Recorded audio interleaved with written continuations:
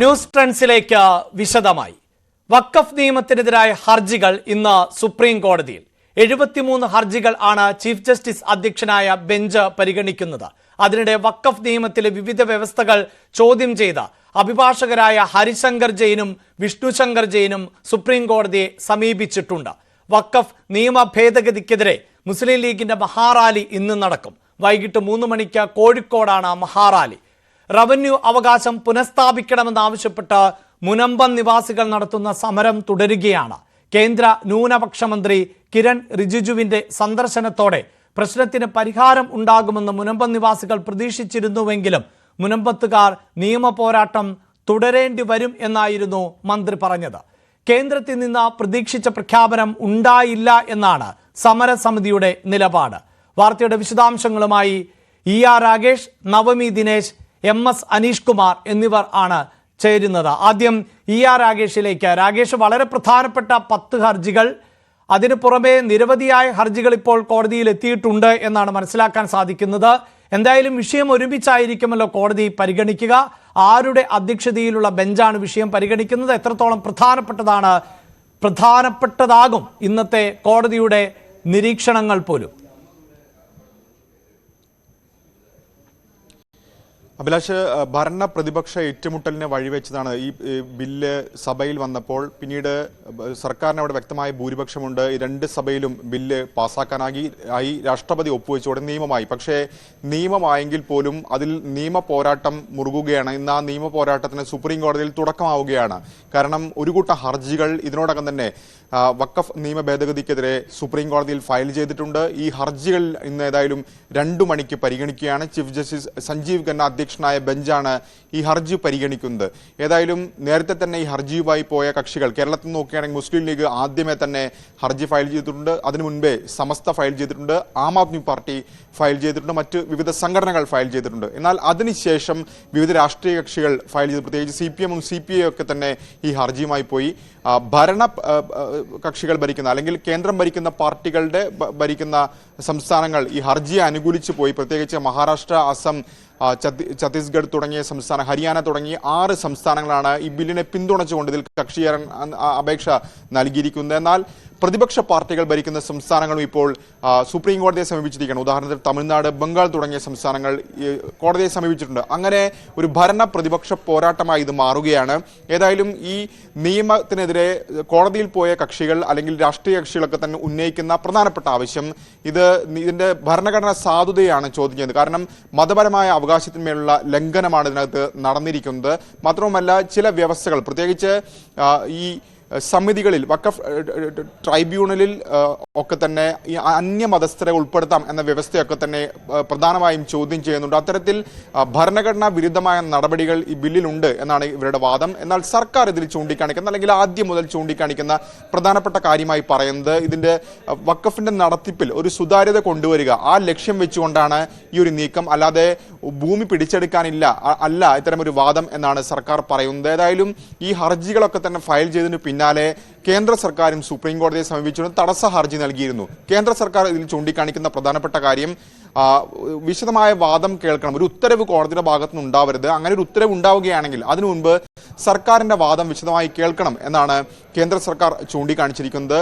ഈ BJP ഭരിക്കുന്ന 6 സംസ്ഥാനങ്ങളെ ഹർജിയിൽ ചൂണ്ടിക്കാണിക്കുന്നത് ഈ നിയമം എത്രയും വേഗം നടപ്പാക്കാൻ അനുവദിക്കണമെന്നാണ് അപേക്ഷയാണ് അവർ നൽകിയിട്ടുള്ളത്. അങ്ങനെ ഏതായാലും ഇത് 2 മണിക്ക് വിശദമായ വാദം അവിടെ രാഗേഷ്, ഈ അടുത്ത കാലത്ത് കഴിഞ്ഞ ദിവസമാണല്ലോ ബില്ലുകളിൽ ഗവർണറും രാഷ്ട്രപതിയും ഒക്കെ ഒപ്പിടുന്നതുമായി ബന്ധപ്പെട്ട് വളരെ പ്രധാനപ്പെട്ട ഒരു പ്രഖ്യാപനം, ഉത്തരവ് സുപ്രീം കോടതിയുടെ ഭാഗത്തു നിന്നുണ്ടാകുന്നത്. എത്രയോ കാലങ്ങളായി അതൊരു തർക്ക വിഷയമായി നിലനിൽക്കുന്നു.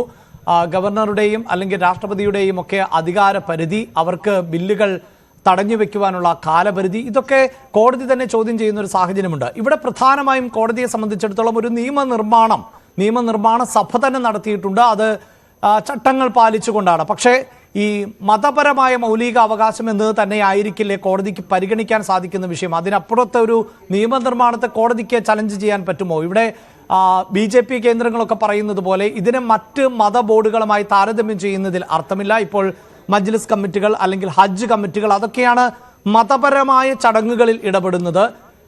വഖഫ് എന്ന് പറയുന്നത് ഒരു ഭൂസ്വത്തുമായി ബന്ധപ്പെട്ട ബോർഡ് മാത്രമാണ്. ആ നിലയിൽ കൂടിയാണല്ലോ കേന്ദ്ര സർക്കാർ അവകാശവാദം ഉന്നയിക്കുന്നത്? അഭിലാഷ്, ഈ കോടതി എത്രമാത്രം ഇടപെടും എന്നുള്ളത് നിർണായകമായ കാര്യമാണ്. കാരണം ഇപ്പോൾ 2014 മുതൽ കേന്ദ്രത്തിൽ ഭരിക്കുന്ന BJP ആണ്. പല നിയമ ഭേദഗതികളും ഈ സർക്കാരിന്റെ ഭാഗത്തുനിന്ന് കൊണ്ടുവന്നിട്ടുണ്ട്. ഇപ്പോൾ നോക്കുകയാണെങ്കിൽ പൗരത്വ നിയമം ഭേദഗതിയുമായി ബന്ധപ്പെട്ട് CAA ബന്ധപ്പെട്ടൊക്കെ തന്നെ ഹർജികൾ സുപ്രീം കോടതിയിലുണ്ട്.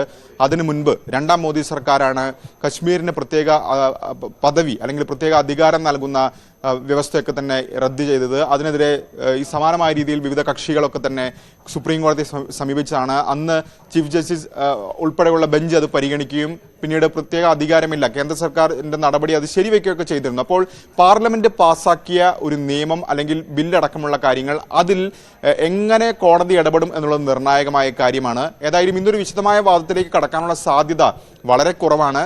മറിച്ച് എന്തെങ്കിലും പരാമർശം ഉണ്ടാകുമോ എന്നുള്ളത് നിർണായകമായ കാര്യമാണ്. പ്രത്യേകിച്ച് കേന്ദ്ര സർക്കാരിനെ സംബന്ധിച്ചും നിർണായകമായ കാര്യമാണ്. ഇതിനോടകം തന്നെ ഇത് നിയമമായി കഴിഞ്ഞു. പ്രത്യേകിച്ച് മുസ്ലിം ലീഗ് അടക്കമുള്ള കക്ഷികൾ കോടതിയിൽ പോകുമ്പോൾ ഈ ബില്ല് രാഷ്ട്രപതിയുടെ പരിഗണനയിലാണ്. രാഷ്ട്രപതി പ്രധാനമായും ലീഗ് അടക്കമുള്ളവർ ചൂണ്ടിക്കാണിക്കാൻ ഉദ്ദേശിച്ചിരുന്ന പ്രധാനപ്പെട്ട കാര്യം രാഷ്ട്രപതി ഇത് ഒപ്പുവെക്കരുത്, അങ്ങനെ ഒരു സ്റ്റേ അടക്കം സമ്പാദിക്കാനുള്ള നീക്കമായിരുന്നു ലീഗൊക്കെ ആദ്യം ആലോചിച്ചിരുന്നത്. പക്ഷേ ഇത് നിയമമായി കഴിഞ്ഞു. അപ്പോൾ ഇനി സുപ്രീം കോടതിയാണ് ഇതിലൊരു അന്തിമ തീരുമാനമെടുക്കേണ്ടത്. സുപ്രീം കോടതിയിൽ നിന്ന് ഇനി ഏതെങ്കിലും തരത്തിൽ ഇതിലൊരു അനുകൂലമായ നിലപാടുണ്ടാകുമോ എന്ന് അറിയേണ്ടത് അത് ഈ കക്ഷികളെ സംബന്ധിച്ചും കേന്ദ്രത്തെ സംബന്ധിച്ചും ഏറെ നിർണായകമാണ്. അതാണ് വളരെ പ്രധാനപ്പെട്ടതായി മാറുന്നത്. സുപ്രീം കോടതി ഈ വിഷയത്തിൽ ഏത് തരത്തിലുള്ള ഇടപെടൽ നടത്തും അല്ലെങ്കിൽ ഇടപെടാൻ തയ്യാറാകുമോ എന്നത് തന്നെയാണ്. ഒപ്പം നവമി ദിനേശുണ്ട്. നവമി, ഈ സുപ്രീം കോടതിയുടെ ഇടപെടൽ ഒരു ഭാഗത്ത് എല്ലാവരും ഉറ്റുനോക്കുന്ന, അത് രാജ്യത്തെ മുഴുവൻ ബാധിക്കുന്ന ഒന്ന് എന്ന നിലയിൽ കാണാം. അതേസമയം മുനമ്പം നിവാസികളെ സംബന്ധിച്ചിടത്തോളം വഖഫ് ഭേദഗതി നിയമം പാസാക്കുന്നു എങ്കിൽ അത് തങ്ങൾക്ക് വലിയ തോതിൽ അനുകൂലമാകുന്ന, അതല്ല എങ്കിൽ അവരുടെ പ്രശ്നം ഇതോടെ പരിഹരിക്കപ്പെടും എന്ന് കരുതുന്ന ഒരു വിഭാഗമെങ്കിലുമുണ്ട്. പൂർണ്ണമായും നമുക്ക് അങ്ങനെ പറയാനും സാധിക്കില്ല. കാരണം നേരത്തെ കത്തോലിക്ക കോൺഗ്രസ് അടക്കമുള്ളവർ ഈ ചർച്ചകളിൽ പങ്കെടുക്കുമ്പോൾ പറയുന്നത് ഇതൊരു വഴി തുറന്നിടുന്നു എന്നത് മാത്രമാണ്. അതിനപ്പുറത്ത് ഇതിനെ ശാശ്വതമായ ഒരു പരിഹാരമായൊന്നും കാണുന്നില്ല. കോടതിയിലടക്കം ചലഞ്ച് ചെയ്യാനുള്ള ഒരു അവസരം ലഭിക്കുമല്ലോ എന്നുള്ളതാണ്. അവിടെയാണ് ഇനി സുപ്രീം കോടതിയുടെ നിലപാടും പ്രധാനപ്പെട്ടതായി മാറാൻ പോകുന്നത്. ഇപ്പോഴത്തെ ഈ നീക്കത്തെ മരവിപ്പിച്ച് നിർത്തിയാൽ അതിനുള്ള സാധ്യതയും അടയുകയാണ്. എന്തായാലും കേന്ദ്രമന്ത്രി സ്ഥലത്ത് എത്തുമ്പോൾ കൂടുതൽ വിശദീകരണം നൽകും. ആ വിശദീകരണത്തോടുകൂടി മുനമ്പം നിവാസികളുടെ ആശങ്ക മാറും.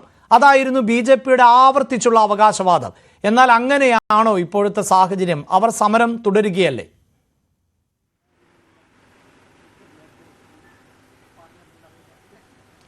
അഭിലാഷ്, 2 ചോദ്യങ്ങൾക്കായിരുന്നു ഇന്നലെ കേന്ദ്രമന്ത്രിയിൽ നിന്നും മുനമ്പൻ നിവാസികളടക്കം ഉത്തരം തേടിയത്. അതിലൊന്ന് ഈ ഒരു റവന്യൂ അവകാശം, മുനമ്പം നിവാസികളുടെ റവന്യൂ അവകാശം എന്ന് പുനഃസ്ഥാപിച്ചു കിട്ടും. 2, ഇപ്പോൾ പ്രാബല്യത്തിൽ വന്ന, അതായത് ഇപ്പോൾ പാസാക്കിയ പുതിയ വഖഫ് ബില്ല് അത് അനുകൂലമാണോ, മുൻകാല പ്രാബല്യത്തോടുകൂടി, അതായത് മുനമ്പൻ നിവാസികൾക്ക് അനുകൂലമായിട്ടാണോ ആ ഒരു ബില്ല് പാസാക്കിയെടുത്തത്? ഈ 2 ചോദ്യങ്ങൾക്കായിരുന്നു കേന്ദ്രമന്ത്രി കിരൺ റിജിജുവിന്റെ ഉത്തരം തേടേണ്ടത്. പക്ഷേ ഇത് 2നും കൃത്യമായൊരു ഉത്തരം നൽകാതെയാണ് അദ്ദേഹം മടങ്ങിയത്. അപ്പോഴും പറയുന്നത് മുനമ്പൻ നിവാസികൾക്കൊപ്പം തന്നെയാണ് കേന്ദ്ര സർക്കാരും BJPയും. അവരുടെ റവന്യൂ അവകാശങ്ങൾ പുനഃസ്ഥാപിച്ച് ലഭിക്കുന്നത് വരെ അവർക്കൊപ്പം ഉണ്ടാകും. പക്ഷെ അവർ നിയമ നടപടികളുമായിട്ടൊക്കെ മുന്നോട്ട് പോവുക തന്നെ വേണം. സുപ്രീം കോടതി അടക്കം അത് സമീപിക്കേണ്ട സാഹചര്യമുണ്ട്. ഇത് ഏത്